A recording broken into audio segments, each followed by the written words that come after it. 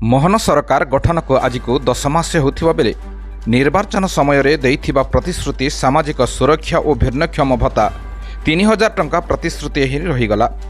आसंता मार्च 30 तारिख में मान्यवर मुख्यमंत्री मोहन माझी कलाहांडी गस्त को नहीं भत्ताधिकारी माने आशावादी होई गरीब मानक पई अंत्योदय आवास योजना शुभारंभ करने सह सामाजिक सुरक्षा और भिन्नक्षम भत्ता 3000 टंका मुख्यमंत्री घोषणा करने नहीं चाह बसिचंती।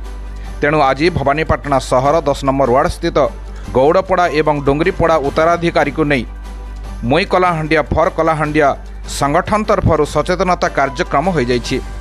एथिरे संगठन ई लक्ष्मीनारायण पंडा योगदान दे 10 मास है सरकार प्रतिश्रुति भत्ता 3000 टंका घोषणा न करने दुर्भाग्यजनक कहवा सह आगामी 30 तारिख में मुख्यमंत्री प्रथम थर कलाहांडी माटी को स्वागत आमे करुछु एवं गरीब मानक पई जो अंत्योदय आवास योजना शुभारंभ करुछंती ता सह सही गरीब मानक पई देइथिबा प्रतिश्रुति भत्ता 3000 टंका कलाहांडी माटी रे घोषणा करंतु बोली बैठक में दाबी उपस्थापन करिसंती।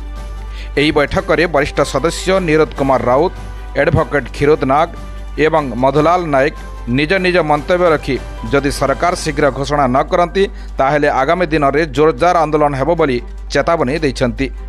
समरंजन कर, कृष्ण राउत, सौभाग्य पोड़ और रुक्मिणी सबर प्रमुख सहयोग करथिले।